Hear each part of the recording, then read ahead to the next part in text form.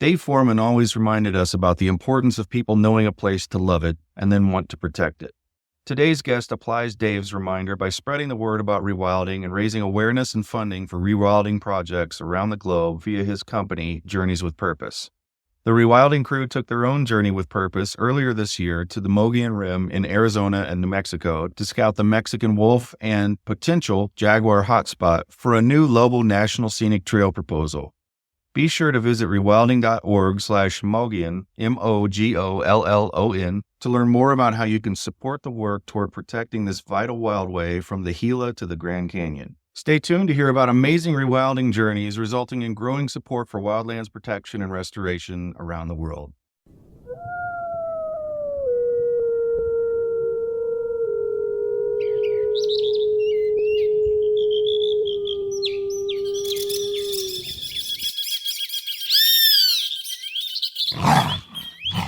You're listening to the Rewilding Earth podcast.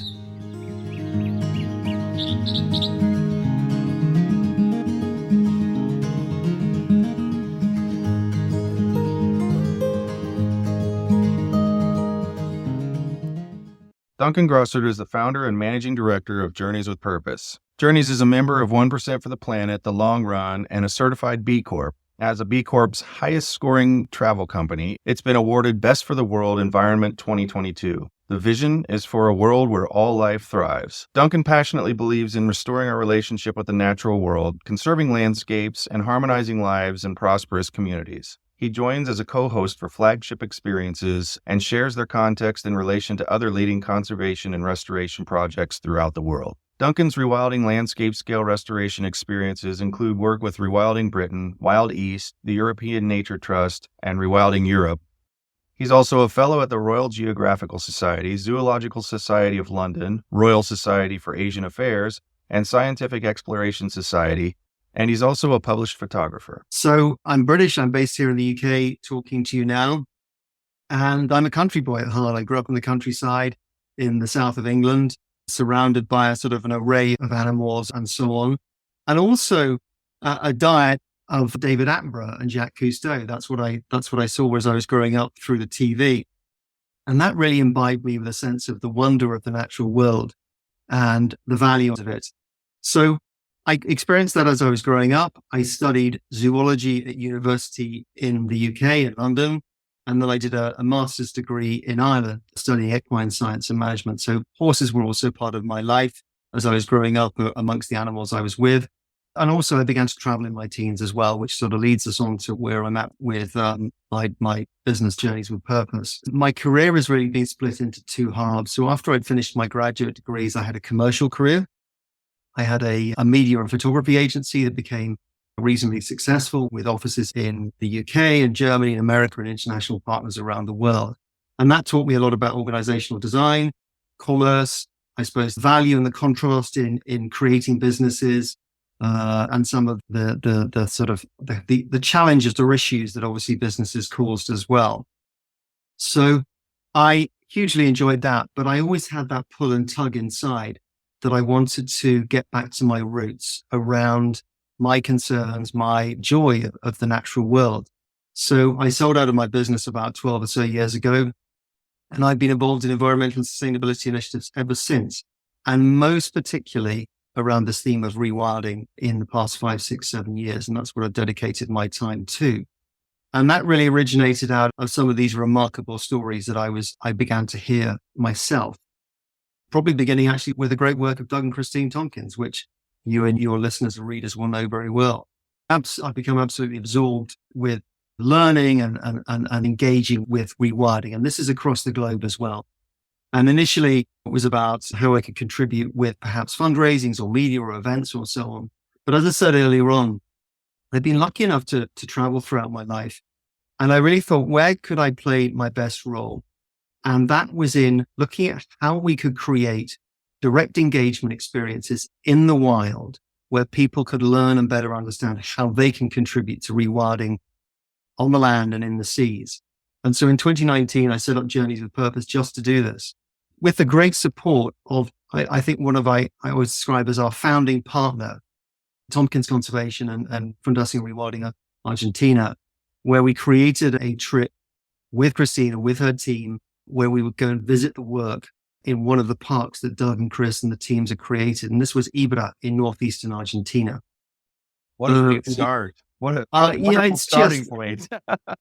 Jack, this is the stuff of legend. And I still pinch myself to think how lucky I am and the guest words to go and visit that project work where it's the creation of a brand new national park of almost 2 million acres in the northeast of Argentina, remarkable wetland that Doug and Chris had the vision to see and create with the local Argentinian partners.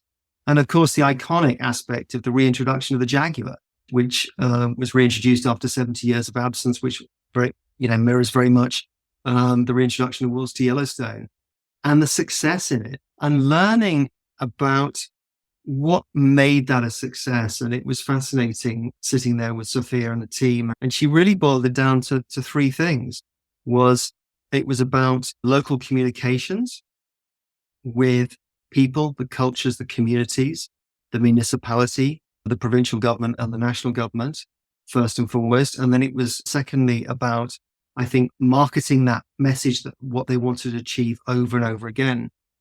And then thirdly, about the economics of looking at how rewilding can bring people back into nature, can foster and create economic vitality within regions.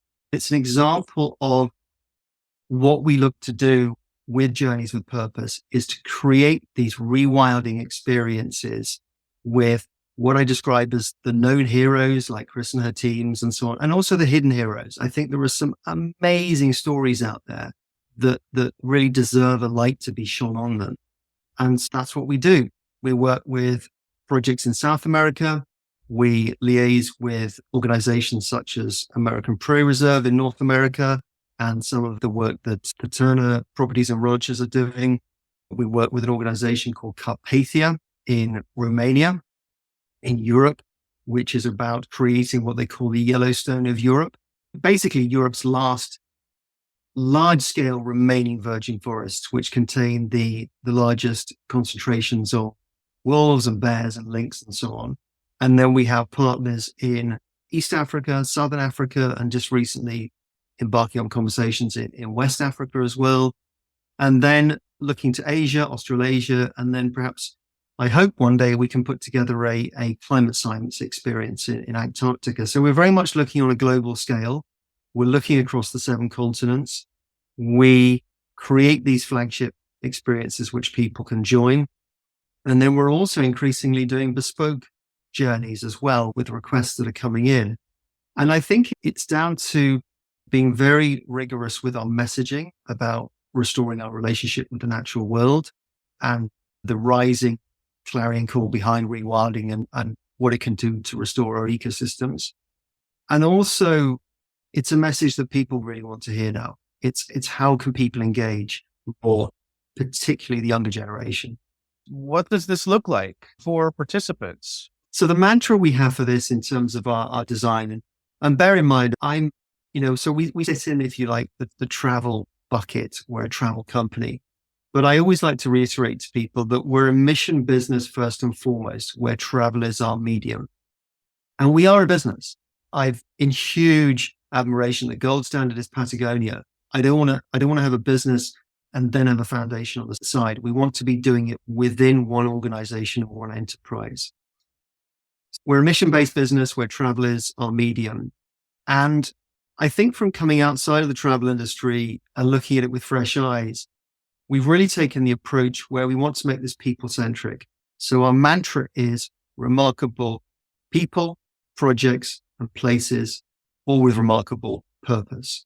And so that people, projects, and places, that's how we look at how we design an itinerary in that priority order. So as I've said earlier, it's about bringing people back into nature rather than keeping them out of it, back into wild nature. And so we're always looking at how we can create a story and a narrative as we travel through a landscape, meeting people.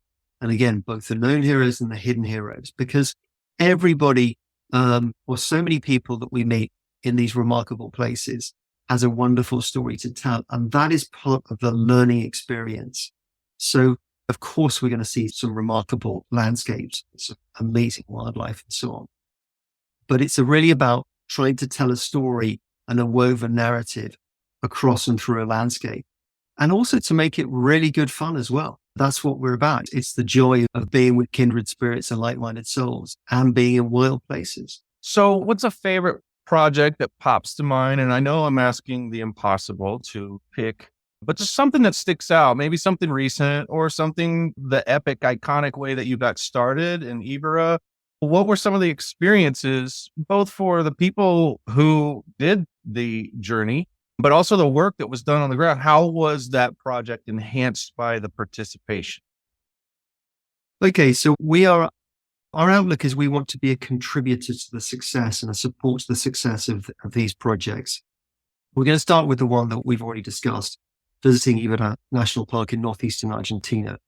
That is just a remarkable story of not just about securing a landscape, but also reintroducing species back into the landscape. And as Chris has said, a wilderness without animals is like a stage without actors. I'm slightly paraphrasing here, but that's the meaning of it.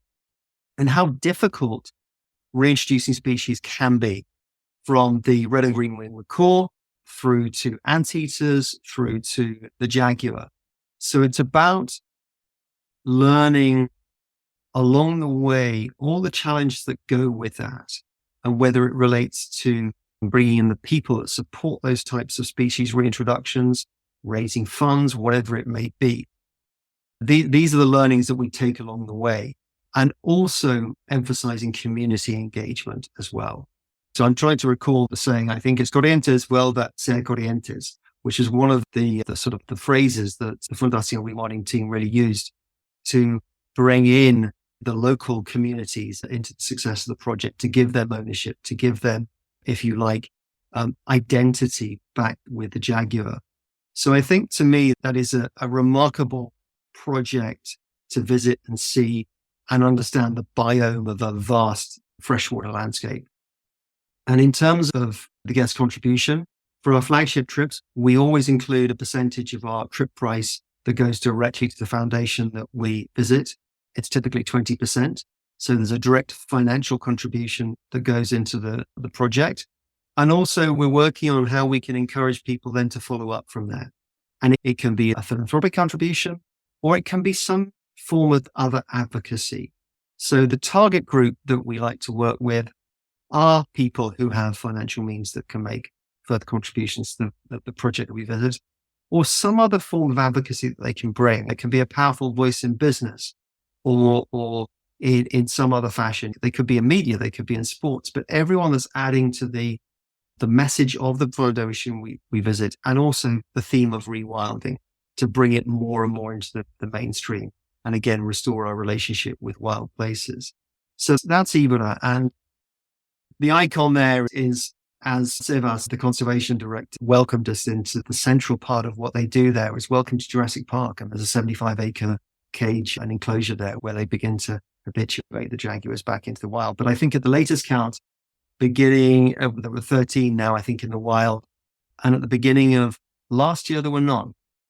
And so that's a remarkable achievement over a short period of time. They make it seem so easy when you are following them on social media. It's a lot of activity, and they really do make it look like, wow, you can just pop some jaguars out there and some macaws and anteaters. It just feels like they have such a great relationship with the municipalities, the local and larger government, that it just it doesn't appear to be as big of an issue there as it has been for the rest of us around the world.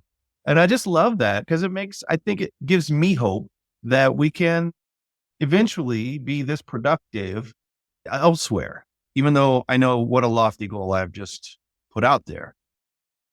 That's a key word there, is hope. I think you are saying there as to how well they do their marketing and their comms. And I'll repeat what I said earlier about those three aspects of success that Sofia Eidenrund, the executive director of Fundación Rewilding Argentina, said so well to us as a group. It's about politics. It's about the local politics with the communities, the municipalities, the provincial government, the national government. And then it's secondly about marketing. And then thirdly about economics. And that's brought the success of the park to bear. But I think you also know, the teams there. The 30 years into the project work in South America, Tompkins Conservation, and the enormous obstacles that they've had to overcome to get where they got to. As the saying goes, it's a funny thing about overnight success. It takes 20 years to get there. I love the story of Tompkins Conservation so much because it's so remarkable and it's done on such a large scale. And for me, as somebody who's come from a natural sciences background that then went into business, that then come back into, my kind of really first and true love, is that story of taking amazing corporate entrepreneurship in the North Face, in Esprit, in Patagonia, and then turning it into amazing conservation entrepreneurship and rewilding entrepreneurship. That's just the gold standard. And I think to listeners, to readers, people in business who don't think they can do this, who don't think they can make contribution, they can absolutely pivot business skills, corporate skills, organizational leadership skills to rewilding and bring a great deal of success to it. Because in a way, you're often applying the same principles, good old fashioned marketing, good old fashioned communications. And it does work. It's just a case of persisting really hard and fast at it. So there was a project that we support, and we had a journey in June of this year to visit Foundation Conservation Carpathia in the southeast Carpathian Mountains in Romania. And as I said earlier, remarkable landscapes and mountains and populations of bears, wolves, and lynx, and so on. And this was a journey that was through temperate landscapes and forested areas. So it's a different biome, of course. And it's got, again, a really remarkable story of a young German couple, Christoph and Barbara Promberger, who are wolf scientists by background, who starting with Christoph, who went to Romania in the early 90s after the fall of the Berlin Wall and the end of the Cold War, and discovered this amazing landscape and fell in love with it, continued with his early scientific work. But with the integration of Romania into a capitalist system, there then became a very rapid and in many cases illegal logging going on. And this grew and grew, and he realized that he needs to take action and start to figure out, okay, how can we prevent this? And Romania is, and the sort of the illegal logging, the logging mafia there is very dangerous. People and rangers are being killed. So they took on a big task, but they brought a very good and strong crew around them and an executive board. One of the board members there is Hans-Jörg Wyss of the Wyss Foundation, and does tremendous conservation support and work around the world, and other conservation luminaries, particularly from the European sphere, European background. And so we had this journey with them, and we were lucky enough to have another couple join us at the beginning of the journey, Charlie Burrell and his wife, Isabella Tree, who are really the pioneers from the UK in rewilding, where they've taken their own 3,500 acre estate here in the UK that was farmland, and they've rewilded it. Now, on rewilding scales, that's not necessarily a great deal, but I can tell you it's a big deal. There's a big chunk of land in the southeast of England, and how they've transformed that landscape over 20 years into something very special. But they joined us, so that was part of the special experience the guests had, and the guests spent the week with Christoph and Barbara Promberger and learning about their experiences of building this foundation over the past decade or so, and how they're trying to weave together private land, hunting licenses over land, and also state land as well. So again, another amazing project at scale, about 600,000 acres. That's incredible. I'm thinking as an organization now that has its own projects, one of which is in the Mogollon area of Southwest in the U.S., Mexico, Arizona, from the Gila Wilderness up to the Grand Canyon, an arc of really wild land. And if a jaguar or a wolf wants to go north from the wolf reintroduction zone, or a jaguar from Mexico, this would be generally the path they take along the Mogollon Rim. And we just did some work there this spring, mostly just organization, volunteers, and staff, and to set up for that storytelling part of this to raise awareness and raise funds and to raise volunteers and things going forward.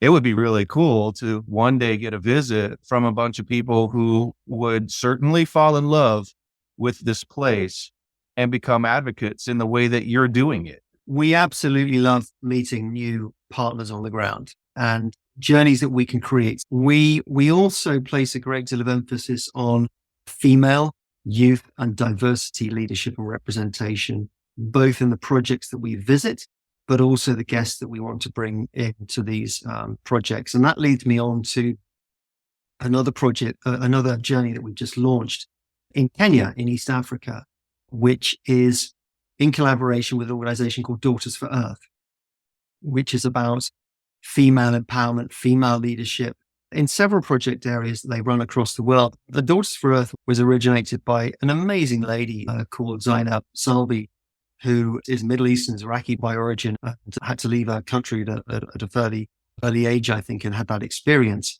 And she co-founded Daughters for Earth with Jodie Allen, Paul Allen's sister. And it's got a very powerful platform and advocacy.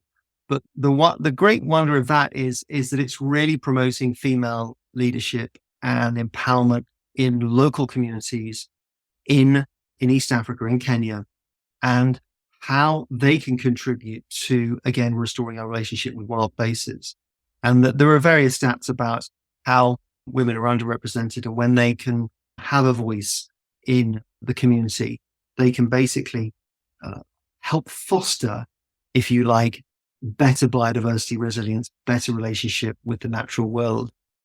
Again, that's a slightly different approach to perhaps how we've partnered with Carpathia in Romania and so on. But there's always this strong theme running through the trips that we do around rewilding and impact advocacy, and also how we look at the project partners that we would like to work with, and also the guests that we would love to bring in as well.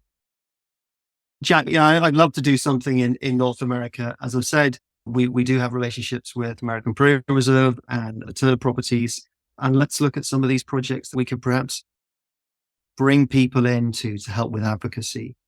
Because at its core, the reason why Journeys with Purpose exists is to create a community of people who can better understand, through engagement experiences in the field, how they can contribute to positive action on the ground and in the seas. I keep thinking of one of my most favorite Attenborough films, A Life on Our Planet, and his whole punchline to the entire thing was rewilding, which just, it surprised me. I didn't know that was coming, and nobody in our organization knew that was coming, and it just hit really hard. And it wasn't rewilding, and he just ended with rewilding.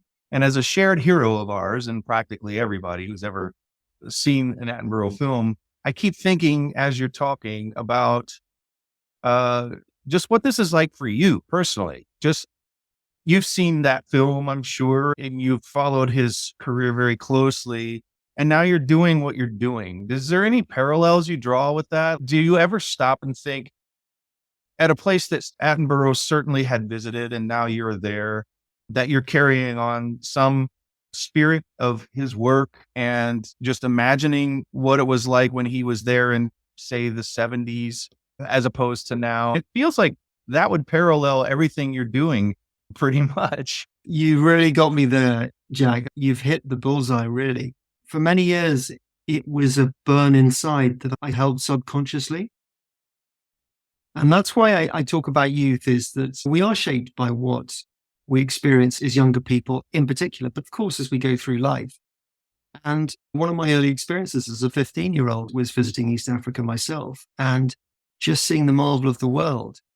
And what you say about David Attenborough certainly affected my life. It affected my life in the power of his media, in the power of the experiences in the wild.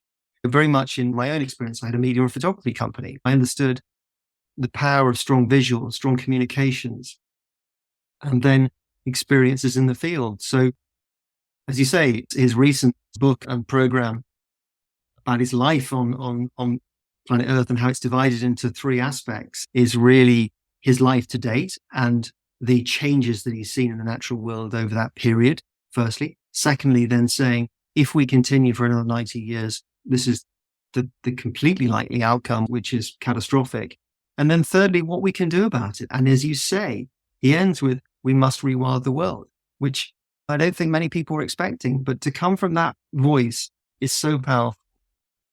So he's definitely shaped my life, and others have, Jacques Cousteau and so on. And this is what I'm trying to do with my contribution, is how can we bring more people into the wild who can fall in love with the place, who can get emotionally engaged and make their contribution. Because on that point is that I'm a big believer is that we are out of tune between our head and our heart. And modern society is very left-brain driven. It's very rational driven. And I often say is we're running the planet like we're running on a spreadsheet. We can't do this. We've got to be more in tune with our intuition and our heart, not just what is tangibly right, but what feels right. And again, I think this is coming through in the sort of the younger people, the next gen, is it's just not feeling right what we're doing with our natural resources and with our planet. And how can we tune back in to what is the right thing to do? That doesn't necessarily mean there's a financial gain out of it, but it's nevertheless the right thing to do. I want to try to, if you like, play my role in helping other people find the wonder of the natural world and our engagement with it. Our founder, Dave Foreman's, one of his biggest goals was to get people to understand how important it is that people can only love a place if they know a place. And they're only going to really buckle down and fight for a place that they love. Not even that they may have just been through. A lot of people can say they've been to Kenya, but not experienced it truly. And for the length of time that it might have made that level of an impact, where they would fight for it for life because of something that happened on the ground. And you're just right in the mix of all of that. And I know Dave would really love this episode because that's what you're doing and that's what he advocated for so often. But when we talk about this, we're typically talking about it in light of generating a volunteer on the ground, pick and shovel kind of response. We're not usually talking about, and what makes this conversation different, bringing other people with the same love, but with means to places that matter and then begin to matter to them. And one of the major aspects of what we're going to need to do going forward is raise an enormous amount of money, just on a level that's never been done before for conservation. Now, of course, this is not going to fall on any one of us, but it's going to fall on governments primarily for the really huge amounts of money for all the protection. If people are going to be living up to goals like 50 by 50, and what does that mean? But you, in your way, in your organization and what you're doing to support this, it's very important that you're focusing on people who can do that part of this very important work, which is, okay, they need to fall in love with, and then if so, and they choose to do so, bring their resources to bear, different resources. Maybe they're older. They usually typically are, and are not doing the backbreaking work that I had people doing in the Sky Islands in their 20s with ripping up old Forest Service roads. But they're important, very vital to the work going forward. And you must be very proud of that. I'm very proud of them. I think people who want to spend their time and effort and energy and means and bring them to bear, that's fantastic. That's walking the walk and making a difference and making a change. And yes, I try and be practical about this. I talk about it, bringing people on board who can pull big levers, whether it be through their financial means or through some other powerful voice or advocacy. And I agree that generally wealth comes with an older demographic, but I would also say that family office wealth, the younger generation, what they call the next gen or the rising gen, they're going to be decision makers pretty soon, if not now, on where private philanthropic funds may be dedicated or in a different context, maybe the corporate world, whatever it may be. So I do hear and see a real change in attitude towards giving to the natural world. I think there are various stats given out that 3% of global giving is for the environment. And of that 3%, 10%, 0.3% is actually dedicated to conservation. And that's just got to change, because if we don't have a home and this, we're not going to have to worry about anything else. And yeah, so there is a change, and that's exciting. And it comes back to this, the storytelling that we do on the ground is not, it's always about looking at the successes and the positivity and the hope aspect as well. Because that's what I think brings excitement and brings people alive and understanding, yes, we can make a difference. We want to do that. One aspect of this is, yes, people, I've heard stories, and I try to follow this as closely as I can, of more spending, more attention being paid by companies, individuals, private philanthropists toward these issues in general. But without guidance, and certainly without having gone maybe on one of your journeys to meet the wildlife and the wildlands and the people doing the work firsthand, a lot of the money is misguided. The spreadsheet analogy that you used before, somebody came out and said, we need 3 trillion more trees. And some of the companies that jumped on that and said, we need to hide some of our carbon emissions. And so let's go plant 1 million trees in rows in a farm kind of environment and in a monoculture. And then go back and tell everybody how great we are doing environmentally. And of course they're not. And they're learning that has slowed down. That the person who started that, I can't remember his name, but he regretted putting it the way that he did because it went viral and the companies glommed onto it, and he had to come back and retract or redirect what he meant by what he said, because he felt really bad that all these tree farms are starting to pop up in places that should have been rewilded instead of just retreed, recanopied. So that you're taking people out and showing them really this important work, I would imagine helps fine tune the way people think they should be helping in these conservation efforts and where the money really should be directed. Definitely. I think that's a very good point about we want of our natural world. We don't want monoculture plantations.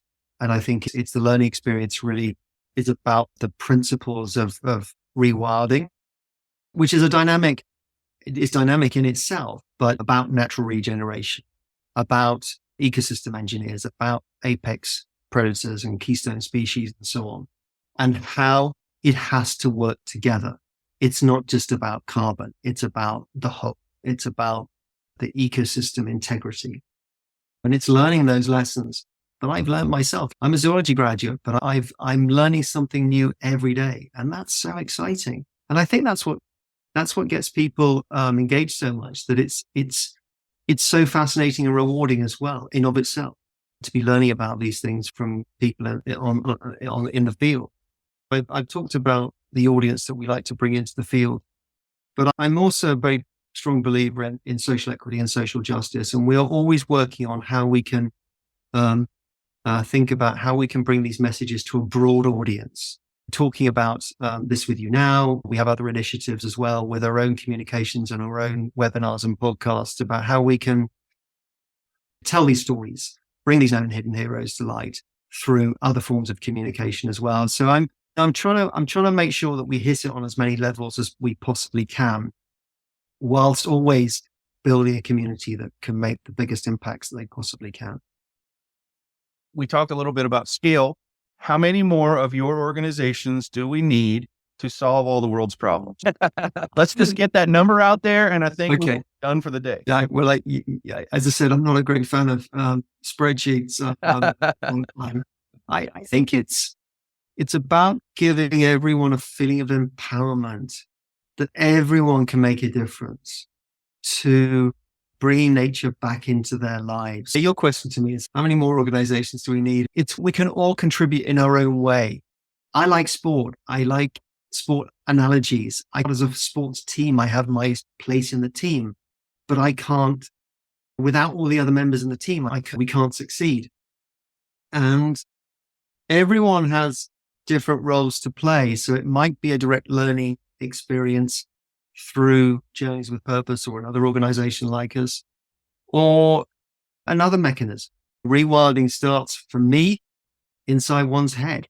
We've got to rewire our brains to think about what we want to look at when we're in terms of our surroundings and so on, and be happier with what is conventional, or is traditionally called a messy environment, at least from a UK perspective. So everyone has a role to play, and everyone is empowered to make a difference, whether it's from somebody working in a 2 million acre national park to someone who has a window box in an urban environment. And urban environments are important to this. Generally, urban environments are not sprayed with glyphosates and so on, like large parts of our rural environments are. We haven't spoken about agriculture. We won't have time today, but how we look at our urban environments, how we look at our agricultural environments with topics such as regenerative agriculture, everyone can make a contribution. If we all lean on this, if we all talk on the theme about rewilding, restoring our relationship with wilder nature, and having those trophic systems in place around us, that's where we need to be aiming. And it's part of education. Put it in schools as well. Where can people interested in Journeys? I'll have your link, of course, and the extra credit, but where can people learn more? What would you like to direct people's attention to as part of our chat here today? Thank you. The best place to start is to go to journeyswithpurpose.org. And you can see there the project partners that we work with, get into more detail about the sort of the approach we take and so on and so forth. And from there, it's easy to reach out to me, to reach out to our team members and begin a conversation and a dialogue, and then look out for our social media posts as well. And any help that we can do, we'll absolutely happily will. Duncan, thank you so much for coming on the show. I've been wanting to learn more about your organization. Jack, thank you. Likewise, we follow one another. I love what you do. I'm a huge advocate for the stories that you help share and tell. And so thank you. Thanks for listening to the Rewilding Earth podcast. We do what we do because of you. This podcast is supported by listeners like you who long to live in a wilder world. Please consider donating at rewilding.org and subscribe to our weekly news and article digest while you're there. To go the extra mile, you can follow and share Rewilding Earth on Instagram, Facebook, and Twitter. Bonus points for sharing this podcast with your friends. To listen to past episodes, go to rewilding.org/pod. That's rewilding.org/pod.